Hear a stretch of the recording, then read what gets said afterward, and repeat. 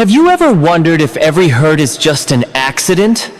Or are some wounds meticulously planned, aimed right where you're most vulnerable? And what happens when the enemy doesn't come with horns and a pitchfork, but is disguised as someone you deeply trust? The truth can be far more brutal than we imagine. Welcome back to my channel. Today, we're going to confront a rather uncomfortable truth. You know, one of the most dangerous lies we tell ourselves is that people didn't mean to hurt us. That it was an accident, a moment of weakness, a slip of the tongue. But deep down, we know better. There's a difference between someone making a mistake and someone making a move. Between ignorance and intent. And you felt the difference, didn't you? They didn't just stumble into your heart and trip over your trust. No, they walked in with their eyes wide open. They knew what they were doing when they said what they said. They calculated the timing. They weighed their words and they decided to wound you anyway. That's not a misunderstanding. That's a mission. And when you start to wake up to that reality, it shakes you. It shakes you because it wasn't a stranger who hurt you. It was someone you let in, someone you prayed for, someone you defended, someone you would have done anything for. And yet they chose to damage you with full knowledge of the damage they'd cause. You see, the enemy doesn't always come dressed in red with horns. Sometimes he comes dressed in loyalty, in love, in family. And when the knife finds your back, it doesn't always feel like betrayal. At first, it feels like confusion. It feels like, how could they? It feels like, maybe I misunderstood, but you didn't. You didn't misunderstand. You just didn't want to believe it. You wanted to believe they were better. You wanted to believe they were still who they used to be. You wanted to believe the history you shared meant you were safe. But history doesn't equal honor. Time doesn't equal trust. Some people don't change. They just get better at hiding who they really are. And when the mask falls, don't pretend you didn't see it. When someone reveals their intention to harm you, don't cover it up with excuses. Don't explain it away. That pain you felt was real. That silence you sat in after they left you broken, that was real. That ache in your spirit, the one that kept you up at night questioning your worth, that was real. And they saw all of it. Oh, they saw it. Make no mistake. They witnessed exactly what their actions did to you, saw clearly how deeply it cut. And did they flinch? Did they rush to see if you were okay? Was a sincere, "I'm sorry," even uttered? And if it was, dig a little deeper. Was it because they genuinely feared losing you? Or was it just the fear of losing control, their power? Our compassion so easily makes us want to believe the best, but we can't let that compassion blind us to a cold truth. Some people don't just accidentally hurt you, they take careful aim. Just think about it. These aren't random acts. They wait, sometimes with a chilling patience, for just the right moment. They become students of your weaknesses, memorizing your patterns, even digging into your past to find their ammunition. And then, when the time is perfect for them, they strike. Not by accident, not by chance, but with a calculated, almost surgical precision. And what do we often call it? We try to dress it up as love. We tell ourselves, friendship is like that sometimes, or family is complicated. But let's be brutally honest with each other. Love, real love, never aims to break. Real love protects. Real love keeps you safe. True love would never ever twist the knife when you're already on your knees, when you're struggling to get back up. And yet, how many of us stand before that very door, the one God literally pulled us away from, and we reopen it? We whisper excuses for them. Oh, they didn't really mean it. Or, they must be going through a hard time. And listen, grace is a profoundly beautiful, sacred thing. But grace without wisdom, without discernment, that's not freedom. It quickly becomes a form of bondage, tying you right back to the pain. Forgiveness, yes, that's a command, a path to healing. But repeatedly inviting harm back in? That's not forgiveness, that's a choice leading to foolishness. God never ever asked you to pick up your shattered heart and hand it back to the very one who broke it into a million pieces. In fact, He tells us to guard it, to protect that precious core of who you are, to walk in undeniable truth. And here's a hard truth. If they hurt you on purpose, with clear intent, the chances are overwhelmingly high that they will do it again. So why do we keep giving second, third, 10th chances to people who use the very first one to try and destroy a part of us? We've been conditioned to think that loyalty means tolerating endless pain. But true loyalty, especially to ourselves, doesn't mean that. It's time to stop measuring love by how much agony you can endure, and start measuring it by how genuinely you are respected, how deeply you are honored, and how fiercely you are protected. You absolutely deserve relationships that uplift you, that inspire you, that make you feel more alive, not ones that slowly dismantle you and then, unbelievably, blame you for bleeding. And I get it, I truly do. It's hard. It can feel like a profound loss, like you're letting go of an essential part of yourself. But what if I told you that you're not truly losing? You're learning. You're not letting go of love. You're releasing a lie, a painful illusion you've clung to. And in doing so, you're not creating a void. You're courageously making room for the authentic, whole connections that God truly has for you. Sometimes, the only way to receive the right thing, the thing that truly nourishes your soul, is to bravely release the wrong one, no matter how familiar its dysfunctional embrace has become. Please, don't water down your pain. Don't shrink your experience just to keep someone in your orbit. Don't minimize what they did, brushing it aside simply because the thought of being alone terrifies you. God never asks you to betray yourself, to lie to your own heart in order to love someone else. If they intentionally damage you, with their eyes wide open to the consequences, call it what it is. That's not love. That's manipulation. That's a desperate attempt at control. That's darkness wearing a convincing mask of light. And you know what? It's time to pull back the curtain, to expose it for what it truly is. Not to shame them, not to get even. That's not the goal. The goal is to free yourself. Forgiveness is one of the most powerful, life-altering gifts God has given us. And it's not just a gift for others. It is profoundly for ourselves.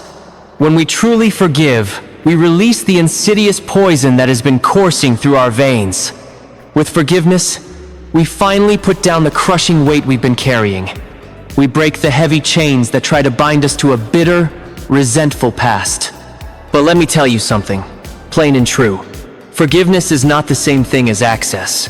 Forgiving someone, releasing them from the debt they owe you in your heart, does not mean you then turn around and hand them the keys to your peace, to your home, to your heart, all over again.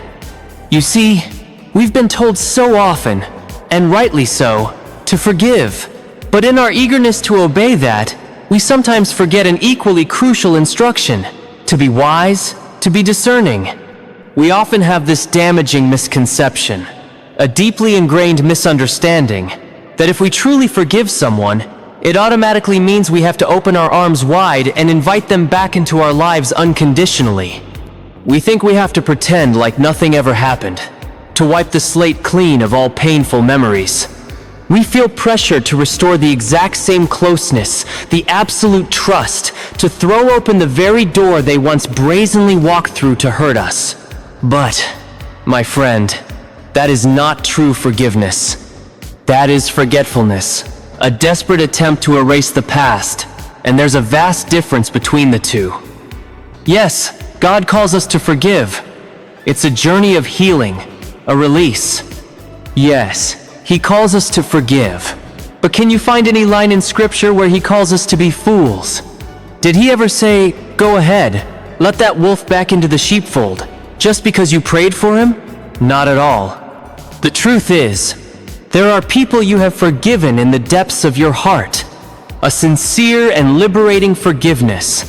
But that doesn't mean they are destined to walk with you into the next chapter of your life. Perhaps they were part of your wilderness journey, the trials, the harsh lessons, not part of the promised land you are heading towards, where peace and growth await. And just because you've courageously let go of resentment, freed yourself from the burden of bitterness, doesn't mean you have to rush to take their hand again. Some of us are exhausting our souls, trying to use boundless love and patience to reform others, to pull them back to decency. We tell ourselves that if we forgive enough, pray earnestly enough, stay long enough, then by some miracle, they will change. But have you ever considered that sometimes God allows distance to be created for His reasons? Sometimes, that very separation is how you can hear His voice more clearly, the voice of truth and healing. Sometimes, departing is not a punishment, but the ultimate protection. And if you keep reopening the door to those He is gently, or sometimes forcefully, trying to remove from your life, then you are no longer walking in forgiveness. You are walking in disobedience, going against His loving guidance. Forgiveness, at its core, says, I release you. It says, I refuse to carry this anger, this burden, for one more moment. But, and this is a crucial part, it also says, I choose to protect the peace God has given me. Because that peace, it didn't come cheaply. It was paid for at a price. You cried your eyes out for that peace. You had to fight, to wrestle, to reclaim that peace. You had to drag yourself out of dark places, out of pits of despair, to find that stillness, that balance in your soul again. So why? Why would you so easily hand it back to someone who didn't value it the first time? Letting someone back, and just because you've forgiven them, it's like giving the keys to your house to a thief, simply because you prayed about the last robbery. That's not healing, my friend. That is self-sabotage, a painful, repeating cycle. Look a little deeper. There are people, they apologize not because they are genuinely sorry for hurting you. They apologize because they've lost access to you, to your ease, to your energy. They don't miss you because they love you. They miss you because you were an easy resource to exploit. You were always there, always kind, always forgiving, and they got too used to that, almost took it for granted. They mistook your compassion for weakness. They took your patience as permission to continue their poor behavior. And now that you've found your inner strength, now that you're starting to see things clearly, no longer clouded by illusions, they want back. But be careful, not to love you right, not to build a healthy relationship, but to reset that very same toxic cycle. That is why you must learn to both forgive and protect. You can absolutely pray for someone from a distance, with a sincere heart. You can absolutely wish them well, hope they find their right path, without necessarily welcoming them back into your private space, into your life, and into your heart. You can absolutely carry love in your heart without necessarily carrying their weight in your life. That's a crucial distinction. God isn't judging whether you give them access again. He's observing the boundaries you establish and maintain to protect yourself. There will be people, perhaps well-meaning, or perhaps because they don't truly understand, who will ask you, but didn't you forgive them? And your answer, calmly and clearly, can absolutely be, yes, I did forgive. I just learned a valuable lesson not to trust them again. That's not bitterness, my friend. That's clarity, a clear discernment born from painful experiences. That's not vengeance, that's wisdom forged in fire. The very same God who taught you to forgive is also the one who instructed you to guard your heart. And how can you guard something that you continually hand over, again and again, to those who seem to only know how to break it? The world might try to convince you that forgiveness means reunion, that everything must go back to normal as if nothing ever happened. But you, who have lived through it, you know better. Forgiveness, that is a sacred covenant between you and God, an internal release. But giving someone access to your life? That's a decision between you and your discernment, your own wise judgment. And if you sense that God is gently closing a door in your life, please, Don't prop it open out of guilt or lingering attachments. He knows things you don't. He saw the conversations that happened behind your back, the whispers, the plots. He heard the intentions they never dared to speak to your face. He knows the harm they planned while smiling at you so deceptively. And sometimes, his protection looks like temporary isolation. Sometimes, his mercy feels like loneliness for a season. But trust me, it's often deliverance cleverly disguised. You don't owe anyone access to your life simply because you've chosen to forgive them. That's not pride. That's preservation. Preserving your peace, preserving your healing, preserving the new person you are becoming. It's honoring what God has restored and rebuilt within you. So, bless them. Release them from the hold they have in your mind. Pray for them from a safe distance. But, and this is critical, stop giving front row seats, top priorities in your life, to people who clapped when you fell, who reveled in your pain. Stop reinviting pain into places God has painstakingly healed. Stop handing the pen to people who already tried to erase your life story, who wanted to rewrite it according to their own narrative, regardless of your feelings. They didn't just accidentally hurt you. No, the wound goes deeper than you think. It wasn't just a fleeting moment of anger or an uncontrolled slip of emotion. They planned it. They watched you carefully, almost studied you. They learned your kindness, memorized your vulnerabilities. They listened intently when you opened your heart, when you shared your innermost thoughts. They meticulously observed what made you light up, what made you fall silent in thought, what made you place your trust in others. And with all that information, with that profound understanding of you, they chose to wound you. That's what makes it hurt so profoundly. That's what makes it so hard to comprehend, so difficult to accept. Because it wasn't just the action, it was the awareness, the clear consciousness. They knew you. They knew the internal battles you were already silently fighting. They knew the pain you were still diligently working to heal from, the scars that still ached. They knew you were at your most vulnerable in that moment, when you needed protection the most. And instead of covering you, instead of shielding you with understanding and compassion, they used all of it against you, weaponized it to attack you. That's not immaturity, a lack of thought. That is intention, a conscious choice. And today, I want to tell you this, with all sincerity. It is perfectly okay for you to admit that. It is perfectly okay for you to call it what it was, without needing to soften it or make excuses. We've often been invisibly trained to soften the blow for others, even while we ourselves are bleeding, enduring unspeakable pain. We try to find reasons, explanations, to make their betrayal easier to accept, easier to carry. We tell ourselves things like, they must have been going through something difficult, or maybe I overreacted, or they probably didn't really mean it. But let me tell you this plainly. When someone hurts you with full knowledge, when someone breaks you using the very things you once trusted them with, that most certainly is not love. Indeed, that's a weapon, a tool used against you. Some of you, with sincere hearts, offered your loyalty to individuals who, in reality, only sought leverage over you.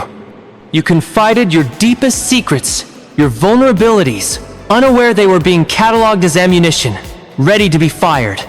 You enthusiastically shared your most cherished dreams with people who were behind their smiles, silently and fervently hoping you would fail. You genuinely believed they were listening out of authentic care and concern, but their attention was purely strategic, a means to an end. Their aim wasn't to genuinely get closer to your heart, to build a true connection. Instead, they were meticulously searching for the vulnerabilities, the existing cracks in your emotional armor, so they could strike and break you precisely where it would inflict the most profound and lasting pain. And I need you to hear me clearly when I say this. You are absolutely not foolish for having trusted.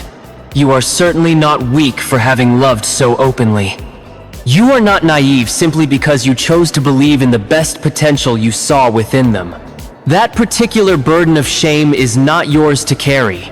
That crushing weight of guilt is not yours to wear upon your spirit. The deep-seated darkness they carried within their own hearts is not, and never was, your burden to bear. What they did, their actions and choices, was a direct and undeniable reflection of their character, not a reflection of yours. Do not, under any circumstances, allow their destructive actions to alter or tarnish your fundamental identity. You remained honest through it all. You were genuinely pure in your intentions. You were utterly sincere in your interactions. These are qualities not something for which you should ever apologize. In fact, these are qualities to thank God for. That even up until that very moment of betrayal, you hadn't allowed the harshness and cynicism of this world to completely harden your spirit. That you possessed the courage to remain open enough to genuinely care for another. That you were brave enough to be willing to give love, in its various forms, another chance, perhaps despite past hurts. And yes, it is an unfortunate truth that beautiful openness was cruelly taken advantage of. Yes, your trust and vulnerability were gravely misused by them. But this absolutely does not mean your heart was in the wrong place. What it unequivocally means is that their heart was tragically misplaced, or perhaps intentionally malicious. Understand this. Some people know precisely what they are doing. They skillfully bait you with carefully crafted displays of affection and attention. They cleverly cover their true, often selfish, intentions with an alluring veneer of charm and charisma. They make grand promises, uttered with apparent conviction, yet with absolutely no underlying plan or desire to ever keep them. And then, precisely when your guard is lowered, when you feel safest and most secure in their presence, they strike. This is exactly why it becomes so utterly confusing and disorienting, because on the surface, everything they presented, every word and action, seems so incredibly real. And perhaps, in some fleeting moments, parts of it were genuine for them, but the devastating hurt that followed, that wasn't spontaneous or accidental. It was meticulously selected. It was chillingly precise in its execution, and that calculated cruelty is what makes it so profoundly hard to forget. But I need you to listen very closely to what comes next. God witnessed it all, even during those times when you couldn't perceive the full picture or the underlying deceit. He saw the subtle and overt manipulation. He saw the corrosive jealousy festering within them, perhaps unbeknownst to you. He saw the insidious way they twisted and used your inherent goodness, your kindness, against you. And he, in his infinite wisdom, allowed these painful truths to come to light, not with the intention to break you further or to cause more suffering, but ultimately, to set you free from that toxic entanglement. Because, as difficult as it is to accept, sometimes you cannot truly see the unvarnished truth until it deeply wounds you. Sometimes it genuinely takes that sharp sting of pain to awaken you from your slumber of naivety or denial. Sometimes it requires the bitter taste of betrayal to compel you to finally stop making excuses and explaining away all those persistent, nagging warning signs. You genuinely believed you were in a safe, secure place, a haven of trust and mutual respect, but in stark reality, you were in a meticulously crafted setup. You wholeheartedly thought they had your back, that they were your staunchest allies and confidants. But all along, they were merely biding their time, patiently waiting for the opportune moment to viciously twist the blade. This isn't just wrong, it borders on, or even is, truly evil in its intent and execution. And yet, despite the devastation and the depth of the wound, you survived it. You managed to get through that incredibly dark and challenging period. And now, emerging from the fog of confusion and hurt, you see with absolute clarity. You see them for who they truly are, unmasked. You understand precisely what they were doing all along. And perhaps even more significantly, you now comprehend what God, in his protective grace and overarching plan, was ultimately shielding you from in the long run. You see, the enemy, that adversarial force, doesn't just launch attacks against you haphazardly or at random. No, he strategically uses people who are in your closest circles. He masterfully employs those individuals you implicitly trust, the ones you've let into your inner world. He works through those who have privileged access to your life and heart. This is because betrayal, in its most wounding form, is most effective and only truly works when it originates from the inside, from those you least expect. But let us thank God profoundly today that the very thing which was meticulously designed and intended to destroy you utterly failed in its mission. That which was meant to completely crush your spirit, instead, remarkably awakened you to new realities. What was orchestrated to break you beyond repair has instead built an unquenchable fire, a resilient strength deep inside of you that simply cannot be extinguished. And perhaps they, the ones who wronged you, genuinely thought you wouldn't be able to recover from their actions. Maybe they arrogantly believed their calculated silence or deliberate withdrawal would completely decimate your sense of self-worth. Perhaps they even anticipated that you'd keep begging for their attention, keep desperately hoping for reconciliation, keep endlessly waiting for them to eventually come back to you, but you courageously didn't. You are, against their expectations, still standing firm. You are demonstrably still here, present and accounted for. And now, armed with painful experience, you know significantly better. So, do not dare to ignore the undeniable facts of what transpired. Do not attempt to rewrite the narrative of your story simply to make the bitter truth easier for you or anyone else to swallow. If they truly saw you, understood your worth, and still consciously chose to inflict pain upon you, that individual is definitively not someone who deserves another invitation into your life, another chance to cause harm. That is, in fact, someone whom God, in His sovereignty, has clearly exposed for who they are. Let that divine exposure be entirely sufficient for you. Let the unveiled truth, however harsh, be enough to guide your decisions. Allow it to fully open your eyes to reality, but not to reopen your door to further mistreatment. Understand that there invariably comes a crucial time when the most godly, the most spiritually aligned thing you can possibly do is to resolutely walk away, not motivated by hatred, nor fueled by lingering bitterness, but guided purely by profound wisdom and self-preservation.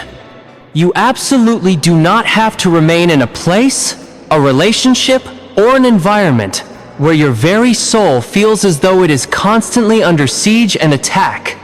You are under no obligation to keep showing up in spaces where you are merely tolerated, never genuinely treasured or valued for who you are. There exists an immense, often underestimated strength in the act of walking away, a strength that many people simply do not comprehend or appreciate. It takes considerable courage to make such a decision. It often requires deep obedience to your inner truth or a higher calling. It demands a heart that, having endured enough, finally and unequivocally says, "No more, not like this, not ever again." You see, the enemy would derive immense satisfaction, would love nothing more than to keep you perpetually stuck and entangled in a destructive cycle. This is a debilitating cycle of recurring pain, a pattern of insincere apologies offered without any genuine corresponding change in behavior, a series of hollow promises that were never truly intended to be kept from the outset. He desperately wants you to believe that enduring such treatment, that staying in such a situation, is somehow a noble or virtuous act. He wants you to accept the lie that attempting to keep the peace with others, even at the severe cost of your own inner peace and well-being, is what genuine love actually looks like. But authentic love is never meant to hurt in that deeply damaging and consistent way. True love builds up. True love actively protects and shields. True love consistently brings clarity and understanding, never persistent confusion and turmoil. And sometimes, demonstrating profound love for yourself and deep reverence for God's sacred presence within your life, necessarily means turning your back decisively on the very people who consistently took your kindness, your loyalty, and your presence for granted. Be aware that some people absolutely know you are valuable. They recognize your worth. They just fervently hope you never fully realize it for yourself. They intentionally drain your spirit, your energy, and your enthusiasm because they are deeply afraid of what you will become, the heights you might reach. When you finally cease depending on their validation or approval, they actively try to keep you small, to diminish your light, because your authentic growth and burgeoning self-assurance inherently threatens their sense of control over you. And so, with disquieting duplicity, they will smile sweetly to your face while simultaneously, often subtly and slowly, crushing your spirit from within. They will quickly label you as too sensitive when you dare to speak up for yourself or voice your needs. They will accuse you of being selfish when you attempt to establish healthy and necessary boundaries. But they will conveniently and consistently never acknowledge the significant damage they themselves have inflicted, often behind closed doors, hidden from public view. And still, for a time, you stayed. You stayed, clinging to the hope that they would eventually see your true heart, your genuine intentions. You stayed, perhaps thinking your unwavering loyalty and steadfast commitment would somehow convict them of their wrongdoing, prompting a change. You stayed, earnestly believing that things would eventually turn around for the better if you just loved even harder, prayed more fervently, or gave even more of yourself, often to your own detriment. But there inevitably comes a pivotal moment, a point of profound realization, when you absolutely have to recognize and accept what God is clearly showing you through these experiences. The deep healing you are so desperately hoping for, the restoration you seek, is not to be found in remaining in that damaging situation. It is, in fact, found in the courageous act of leaving. Now, let me tell you something that is unequivocally true. Walking away from a situation or person is not an admission of weakness. On the contrary, it signifies significant personal growth. It means you have seen more than enough to understand the reality of the situation. It means you've profoundly realized that continually pleading for mere scraps of affection or respect at a table that God never ordained or blessed for you is simply not your divine calling or purpose. It fundamentally means you've reached a point where you're no longer willing to exhaust yourself trying to persuade someone to cherish and value that which they inherently had a responsibility to safeguard and protect. This realization and action are not born out of pride. Instead, it is a profound and empowering clarity. And let's be honest, yes, this process will undoubtedly hurt. Choosing to walk away invariably comes with an associated cost, an emotional toll. You will inevitably grieve the loss of the potential, the idealized version of what you fervently hoped the relationship or situation could have become. You will acutely feel the substantial weight of everything you invested, everything you so generously gave. However, it's crucial to understand that this specific pain, intense as it may be, is temporary. It is more accurately described as the sharp, initial sting that comes with profound release from something harmful. And know this, waiting for you on the other side of that necessary pain is genuine peace. An authentic, deeply rooted peace. The kind of enduring peace that is not precariously dependent on the unpredictable behavior or approval of someone else. It's the kind of peace that allows you to finally exhale fully, to breathe freely, without the constant anxiety of walking on eggshells around others. It is the kind of peace that envelops you when you ultimately choose to honor the gentle yet persistent whisper of the Holy Spirit inwardly prompting you, "My child, it is indeed time." Some of you listening right now have been earnestly asking God for this very peace, and He, in His faithfulness, has been consistently giving you clear signs. He has been revealing to you the true nature of their fruit, the consistent outcomes of their actions and character. He has been pulling back the curtain, exposing the genuine condition and intentions of their heart. He has even allowed certain situations or relationships to progressively fall apart, not as a form of punishment directed at you, but rather as a merciful intervention designed to awaken you to the truth. And understand that every single time you attempt to hastily patch things back together, every instance where you find yourself making excuses for their harmful behavior, every moment you try to pretend as if the hurtful incidents didn't actually happen, you are, in effect, delaying your own God-ordained deliverance.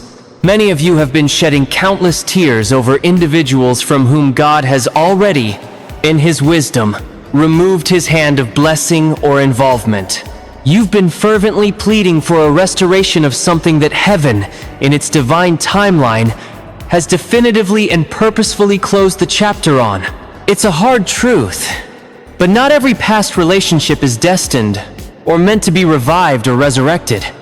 Similarly, not every door that closes in your life is intended by God to be forced back open by you. Often, the true blessing, though perhaps disguised, lies precisely in the definitive ending of a particular season or connection. Sometimes, the most profound and necessary healing can only truly begin after the difficult but essential goodbye has been uttered.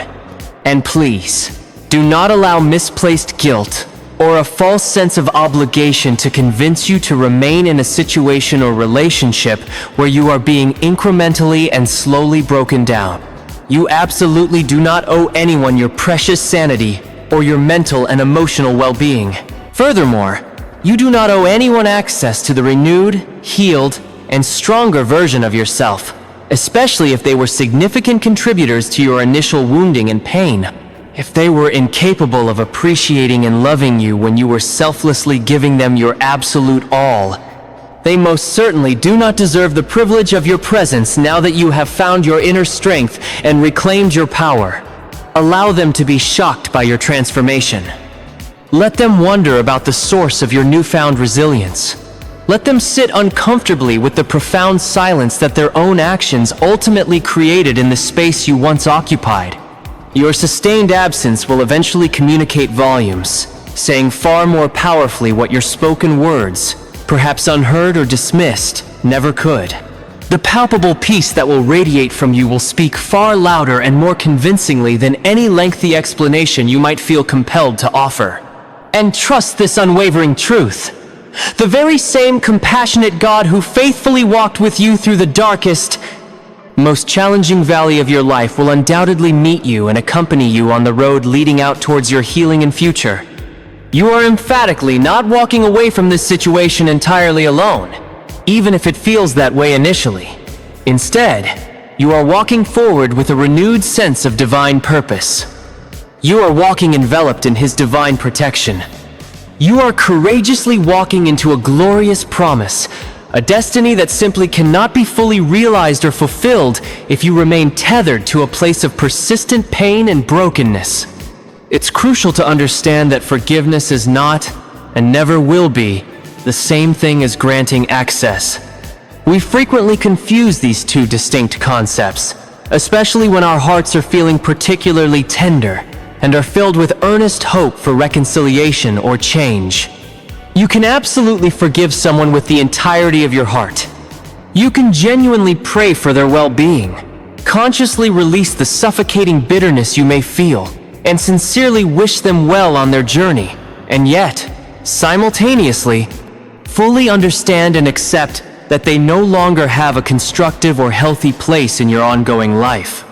This decisive stance is not an indicator of unforgiveness. Rather, it is a profound act of wisdom and self-preservation. Some of us have been misguidedly taught, or have come to believe, that true forgiveness inherently means going back to the way things were. That to genuinely forgive someone, you are somehow obligated to reopen the door you closed for protection, let them back into your intimate spaces, and essentially act as if nothing damaging ever happened. But that is simply not what authentic, divinely guided forgiveness looks like when you are truly walking in step with God. True forgiveness means you consciously choose to let go of the crushing weight of the offense, It signifies that you no longer carry the heavy burden of anger. You relinquish any desire for revenge, and you release the need to see them suffer for the pain they caused. But it also, very importantly, means that you diligently and intentionally protect the sacred space, your heart, your peace, your life that God has entrusted to you. It means you don't carelessly or naively hand your hard-won peace back to the very person or people who deliberately shattered it in the first place. Because here's a crucial and often painful truth. Some people only offer apologies as a tactic to regain entry into your life, not because they have undergone any genuine internal change, but primarily because they've noticed that you have changed. They acutely sense the shift in your energy and demeanor. They acutely feel the impact of your protective silence. They clearly see the undeniable strength and resilience that is flourishing within you, often as a direct result of their absence. And then, suddenly, almost predictably, they want to circle back, attempting to re-engage, not with the noble intention of honoring your healing process, but more often, with the disruptive aim of interrupting it. And that is precisely where keen spiritual discernment becomes your indispensable shield and guide. That is the critical juncture, where you absolutely need to remember that while forgiveness is freely given, often for your own liberation, access, however, is a privilege that must be conscientiously earned and proven trustworthy over time. You owe absolutely no one re-entry into your life. Just because you made the courageous and healing decision to forgive them, forgiveness, at its core, is a profound gift you bestow primarily for your own freedom from past hurts. Access, on the other hand, is a necessary boundary you establish for your ongoing protection and well-being. And if someone has significantly damaged your heart, irreparably shattered your trust, or callously played with your sincerity, and they committed these acts with deliberate intent, then it is unequivocally not your burden or responsibility to offer them a second opportunity to inflict the same pain all over again. God indeed calls us to extend forgiveness. Yes, that is abundantly clear. But He never at any point instructed us to be reckless or foolish with our well-being. He never asked us to irresponsibly leave the gate wide open to those individuals who have a pattern of walking in only to maliciously burn down what they themselves had no hand in building. You can genuinely bless someone from a safe and healthy distance. You can sincerely intercede for them in prayer without allowing them back into the vulnerability of your inner circle. You can authentically wish them complete healing and wholeness while still resolutely choosing necessary separation for your own spiritual and emotional health. Because the truth is, some people weren't merely a difficult or bad season in your life. They served as a significant, divinely orchestrated warning. And the invaluable lesson extracted from that painful experience is specifically meant to protect your precious future from similar harm. If you permit them back into your life without evidence of genuine repentance, without the visible fruit of changed behavior, without demonstrable and consistent transformation, then what you are engaging in is not an act of forgiveness, but rather a form of self-betrayal. Pure forgiveness declares, I no longer harbor hatred or resentment towards you. Profound wisdom concurrently declares, however, I no longer implicitly trust you with my heart or well-being. These two powerful sentiments can absolutely coexist harmoniously within a truly healed and mature heart. Both forgiveness and wise caution can indeed walk hand in hand once you fully grasp the understanding that divine grace does not equate to, nor does it demand, naivety or stupidity on your part. You can be abundantly full of mercy and compassion, and yet, simultaneously and diligently guard your hard-won peace as a precious treasure. Be aware that there are individuals who are masters at articulating all the right words, who can speak a language of apology fluently, but deep down, they still carry the very same unchanged heart that caused the initial harm. They know precisely how to sound convincingly remorseful, but this superficial display often falls far short of genuine, transformative repentance. Be aware that such individuals are often merely rehearsing lines, not genuinely undergoing a change of heart or behavior. They are strategically attempting to elicit a specific emotional reaction from you, diligently trying to pry open that old, familiar door so they can re-enter your life and, quite possibly, finish the destructive work they previously started.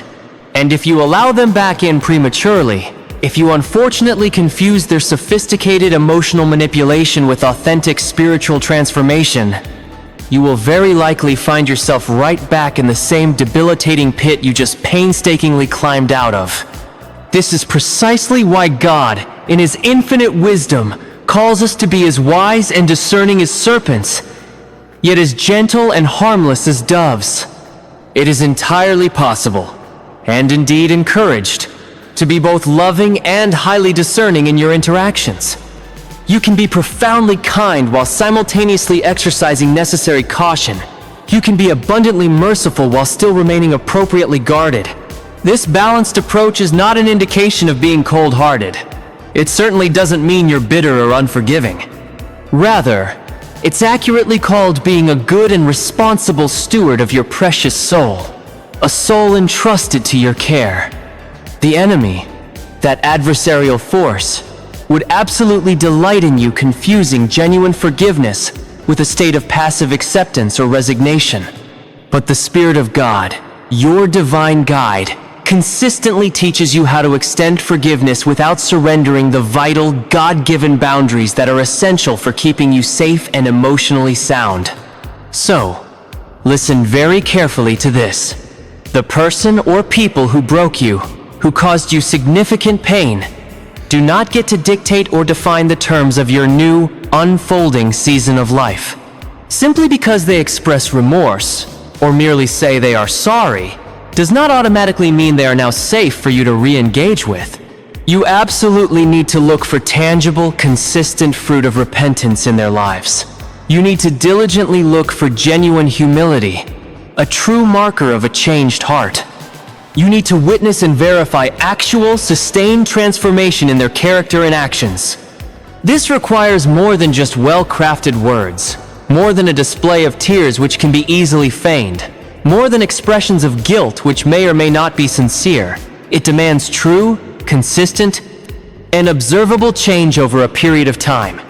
And until that undeniable evidence clearly shows up, they can, and should, remain outside the protective gate of your inner peace, even as you generously forgive them in your private prayers. Remember, forgiveness is primarily about setting yourself free from the lingering impact of what they did to you. But access, that is an entirely different matter. Access is fundamentally about who you are becoming now, in this present moment. It's about recognizing and aligning with what God is actively doing in your life today. It's about intentionally making ample room for the right kinds of people, the right influential voices, and the right nurturing relationships that genuinely nourish and uplift your spirit instead of chronically depleting it. So, if they do come back, knocking once again on the very same door they previously and perhaps cruelly slammed in your face, you are under absolutely no obligation to answer it. You do not have to re-explain yourself or justify your boundaries. You do not have to attempt to reopen what God, in His sovereign wisdom, has already decisively closed for your protection and progress. You can, with genuine grace, offer a gentle smile, extend sincere forgiveness from your heart, and still firmly and resolutely say, "No, not this time. God is currently doing something new and transformative in me, and I must honor that process. And let me unequivocally assure you, there is absolutely nothing wrong with taking such a stand. There is no shame whatsoever in diligently guarding your personal growth and spiritual development. There is no guilt to be felt in proactively protecting your God-given purpose and destiny. If they had truly and genuinely cared for you, they would not have intentionally damaged you in the first place. If they had possessed true respect for you as an individual, they would never have the audacity to ask to come back through a door they themselves callously set on fire. There is something undeniably powerful and liberating that occurs when you truly let go. This isn't because the act of letting go is easy, it rarely is, but because it is profoundly necessary for your healing and forward movement. Understand this, there are some people, regardless of past connections, who simply cannot accompany you to where God is currently taking you. Their designated chapter in the story of your life has definitively ended, and attempting to forcibly drag them into your next season is akin to trying to fit shattered, broken pieces of glass into a brand new window frame. It might bear a superficial resemblance to what was, but it is inherently dangerous, unstable, and it certainly won't hold up under the inevitable pressures of life. You see, there inevitably comes a pivotal time when you finally stop desperately hoping they will eventually recognize your inherent worth, and instead, you begin to confidently walk as if you already intimately know it and own it. This shift is not an expression of pride, it is a clear indication of profound healing. This newfound posture is not arrogance, it is a sign of heightened self-awareness and spiritual maturity. You simply cannot afford to keep pausing your God-given purpose and trajectory to repeatedly explain yourself to individuals who seem resolutely committed to misunderstanding you. So, let's bring this all together. Understand this deep in your spirit. God doesn't require you to endlessly chase after people who have already clearly made their choice. A choice that perhaps didn't include or honor you. What He truly desires, what He's seeking from you, is your heart fully surrendered to Him, completely open to His guidance, and entirely trusting in His perfect plan for your life. And I really need you to hear this loud and clear. Just because someone lets you go, that absolutely does not mean you weren't worthy of love and commitment. Just because they chose to walk away, it in no way signifies that you weren't enough as you are. Their actions, their choices, were never, ever a true reflection of your intrinsic value as a person. Their betrayal, however painful, did not subtract 1 ounce from your God-given purpose. Their silence, however deafening, does not and cannot cancel the unique calling that God has placed upon your life. When people mishandle you, when they treat you poorly, that responsibility rests squarely on them, not on you. You need to remember, even in the midst of hurt, that you are still chosen by God. You are still anointed for His purposes. You are still called to experience and achieve far greater things than you might currently imagine. Letting go, as difficult as it can be, is not the definitive end of your story. In fact, it's often the powerful, necessary beginning of a new, more authentic chapter. It's that pivotal moment when you consciously decide to stop merely surviving the circumstances of your life and truly start living it with intention and joy. It's the very day you courageously take your peace back, refusing to let external factors dictate your internal state. It's that significant hour when you look intently into the mirror and truly remember deep down who you are in Christ, valued, redeemed, and empowered. And from that transformative moment onward, you make a conscious decision. You will no longer accept anything less than what you genuinely deserve. You will no longer settle for a halfway, lukewarm kind of love or a temporary, conditional loyalty. You will no longer keep precious spaces in your heart reserved for people who consistently left you feeling empty and depleted. Instead, you resolve to walk forward, perhaps, initially, with some trembling, maybe bearing some scars from past battles, but you will walk forward utterly and gloriously free. Because here's the beautiful truth. When God heals you, He doesn't just superficially patch up the broken pieces. No, He performs a deeper work. He gives you a new heart, imbued with His strength. He imparts a new, resilient strength that you didn't possess before. He pours in a fresh, overflowing joy that transcends your circumstances. And when He brings divine restoration into your life, it's not solely focused on recovering what was lost in the past. It's also, and perhaps more importantly, about preparing you and positioning you for the incredible things that lie ahead. So, I encourage you, leave that door firmly closed. Allow the silence to remain just that, silent. Let the past firmly remain in the past, where it belongs. And please, whatever you do, don't you dare try to reopen what God, in His infinite wisdom and love, has already definitively shut for your ultimate good. The right people, the ones truly meant for your journey, won't ever need to be chased or constantly pursued. The individuals whom God specifically sends into your life won't require endless convincing of your worth or their place. And the abundant, fulfilling life that He has meticulously prepared for you absolutely does not require you to continue carrying the heavy burden of those who actively tried to destroy it, or you. So, my friend, let go, truly let go, and confidently walk in the magnificent freedom that is your divine inheritance.